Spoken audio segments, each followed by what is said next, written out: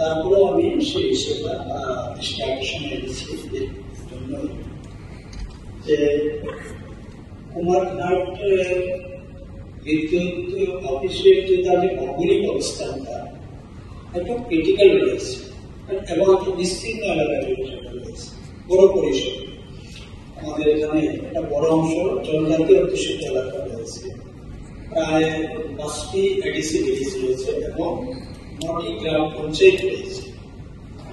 তো পাবলিককে মাঝে মধ্যে যখন বিদ্যুতে বিভ্রান্তি দেখা যায় তখন অফিসে যায় এবং বিভিন্ন ধরনের তাদের একটি উচ্চবাচ্য সেখানে হয় এবং স্বাভাবিক কারণেই কখনো কখনো পুলিশের ব্যবস্থা হয় এবং আমাকেও ফোন করে।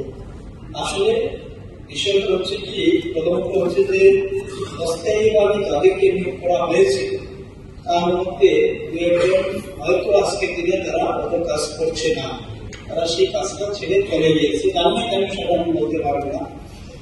বাকি যারা এখানে স্টাফ রয়েছে সবাই স্থানীয়ভাবে খুব কম রয়েছে, আসলেও করে সেটা আমি করি। তাছাড়া অনেকেই থাকেন না এবং তার লক্ষ্য রাখেন না, সেই যার কারণে কিন্তু সমস্যাটা তৈরি হচ্ছে। আমার এই দৃষ্টি আকর্ষণ নোটিশকে আমার একমাত্র কারণ হচ্ছে যে স্থায়ীভাবে কুমারঘাট শহরে রাত্রিবেলার জন্য একটা শিফট মানে নাইট শিফট, যেটা স্থায়ীভাবে সেবা করার জন্য এবং স্থায়ীভাবে একটা গাড়ি, যে গাড়িটা রয়েছে সেটা অস্থায়ীভাবে রয়েছে। তো মাঝে মধ্যে নাকি সিনিয়র ম্যানেজার বলছে যে না আমার উপর থেকে অর্ডার আসছে, আদেশ আসছে, গাড়িটা তো রাখা যাবে না, ইত্যাদি ইত্যাদি বিভিন্ন ধরনের অজুহাত সেখানে দেখানো হচ্ছে। তো স্বাভাবিক কারণেই যারা সেই গাড়ি দিয়ে, সেটা প্রাইভেট লোক, সরকারি কোনো লোক নয়, তো স্বাভাবিক কারণে তারা একটু মানসিক ভাবে একটু মনোবল হারিয়ে তারা তাদের কাজের মধ্যে একটা বড় গাফিলতি সেখানে দেখা দিচ্ছে। যার কারণে এই যে আমাদের এই দুর্গম এলাকা তথা আমাদের যে গ্রাম পঞ্চায়েত গুলা, যে সাধারণ মানুষ যারা রয়েছে তারা ভোগান্তির শিকার হচ্ছেন।